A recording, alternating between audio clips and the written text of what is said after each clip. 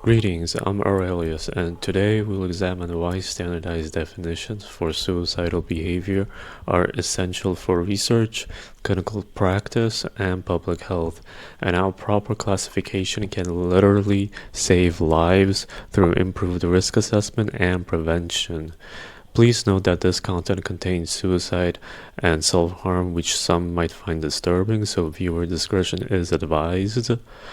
And another caveat to keep in mind is that this presentation relies heavily on the information from Chapter 2 of the Oxford Handbook of Suicide and Self-Injury, which provides the foundational framework for understanding how we classify and study suicidal behavior in both clinical and research settings.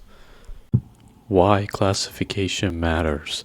As the Institute of Medicine noted in 2002, suicide research is plagued by methodological problems due to inconsistent definitions and inaccurate reporting. When we use different terms for the same behaviors, we create unreliable statistics that fundamentally undermine prevention efforts. This lack of standardization creates cascading problems.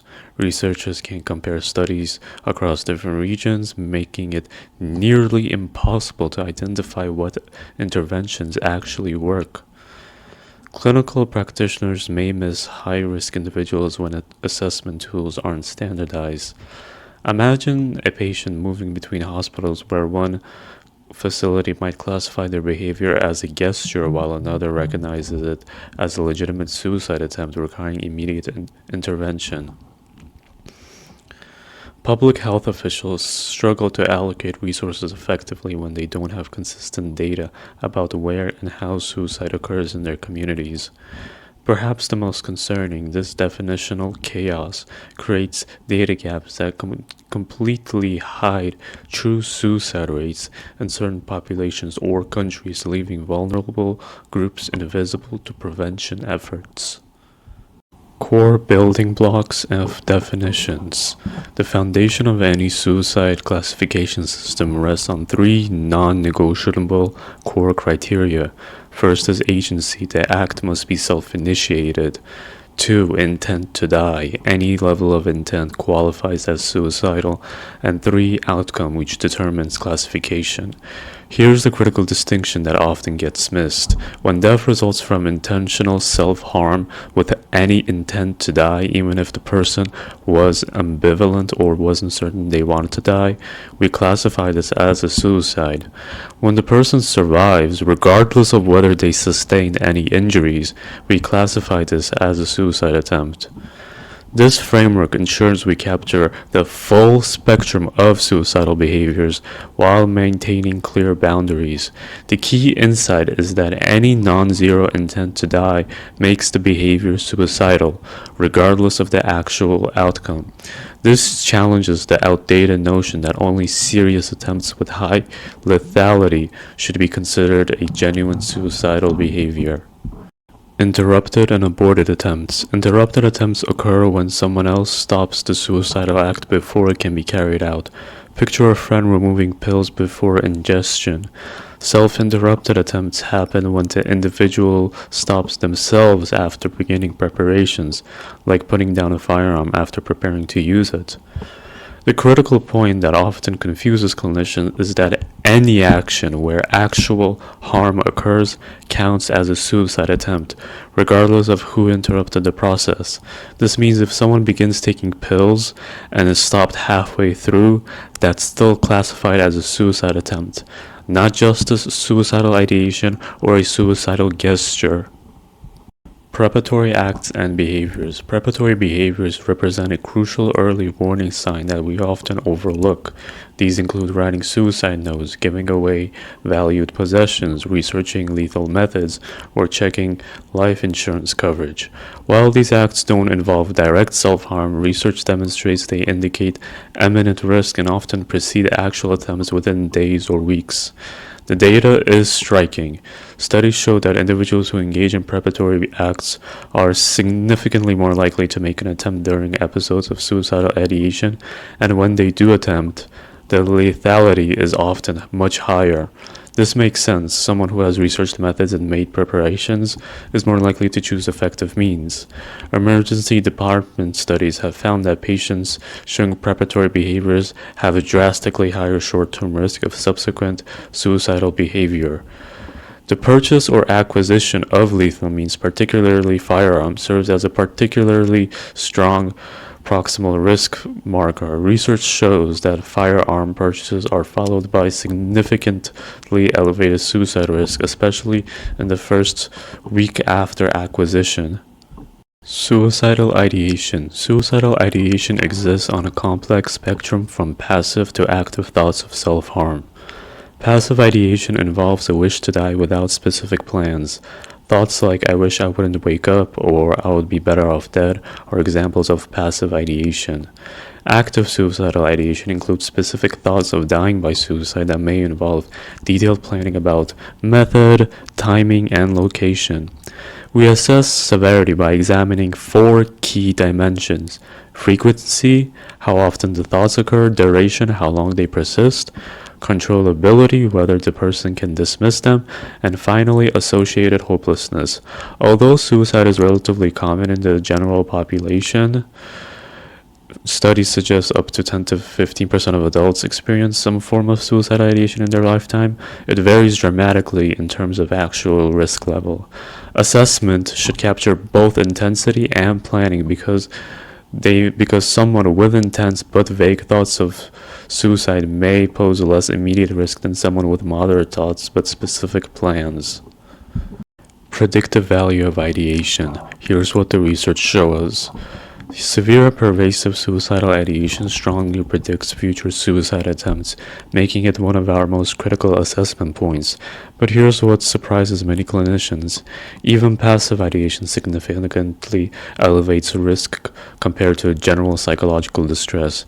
Key warning signs that indicate immediate escalation of risk include recent increases in ideation intensity, mental rehearsal of specific methods, and the absence of factors that typically deter suicidal behavior, things like concerns for family, religious beliefs, or future goals. When someone reports that their usual protective factor no longer feels meaningful, that represents a dangerous shift. Research consistently demonstrates that even passive or escalating suicidal thoughts signal substantially higher risk of future attempts. This makes early detection absolutely critical for preventing progression to more dangerous behaviors. We're not talking about preventing attempts. Early intervention can prevent the entire trajectory from ideation to planning to action. Non-suicidal self-injury, or otherwise known as NSSI. Non-suicidal self-injury involves deliberate, self-inflicted harm without intent to die, including behaviors like cutting, burning, or headbanging. The key distinction from suicide attempts lies in 3 critical areas: intent, no desire to die; lethality level, typically low lethality methods; and pattern, tends to be repeated and somewhat ritualistic. NSSI excludes socially sanctioned body modifications like tattoos or piercings. Despite the lack of suicidal intent, NSSI serves as a powerful predictor of future suicide attempts. Research shows that 55 to 85% of individuals who engage in non-suicidal self-injury eventually attempt suicide. This statistic should alarm anyone working in mental health. Common functions include emotional regulation, the most frequent reason, tension reduction, self-punishment, communicating distress, alleviating emotional numbness, and anger release. Understanding these functions is crucial for treatment because they indicate different therapeutic needs than those of someone making suicide attempts. Someone using non-suicidal self-injury for emotional regulation needs different interventions than someone attempting suicide to escape a psychological pain. Recognizing non-suicidal self-injury as distinct from suicidal behavior is essential for accurate risk assessment, but we must also understand that NSSI significantly increases risk over time, particularly when it becomes frequent or severe.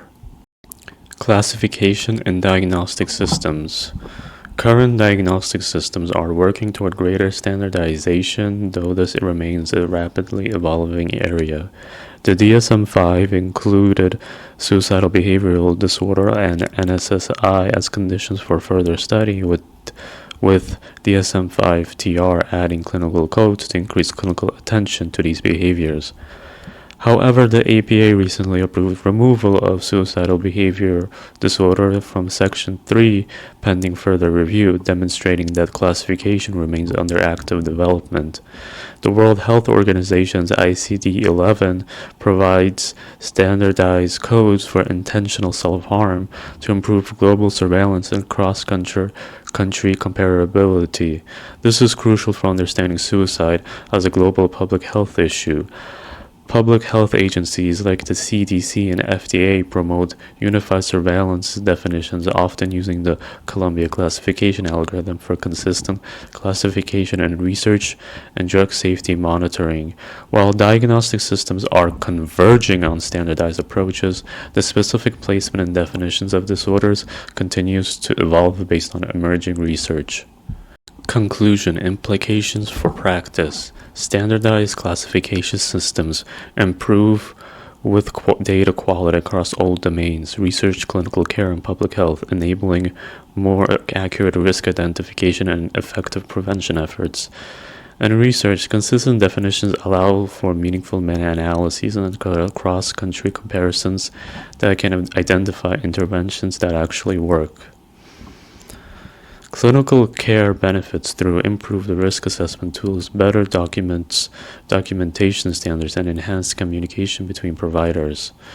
Imagine the improvement when every clinician uses the same criteria to identify high-risk patients. Public health initiatives gain more accurate surveillance data and can target prevention programs more effectively to the communities that need them most. The examples we've discussed today, using terms like died by suicide instead of committed suicide, recognizing preparatory behaviors as a serious warning signs, and distinguishing NSSI from suicide attempts, represent concrete steps towards standardization. Implementing these changes requires commitment from all stakeholders, but the potential to save lives through improved understanding and intervention makes this effort not just worthwhile, but essential. Please remember, precision in language and classification isn't just an academic task. It directly impacts our ability to identify, treat, and prevent suicidal behavior effectively. Thank you very much for watching this presentation on standardized suicide classification. Understanding these distinctions is crucial for anyone working in mental health, research, or public health, and I hope this overview has provided you with a clear framework for thinking about suicidal behaviors. All sources and references used in this presentation, including the Oxford Handbook of Suicide and Self-Injury and the specific research studies mentioned, will be linked in the description below for your further reading and research. If you found this content to be valuable, please subscribe for more research-based discussions on suicide prevention, risk assessment, and evidence-based interventions. Your engagement helps ensure that scientific, accurate information about suicide prevention reaches those who need it the most.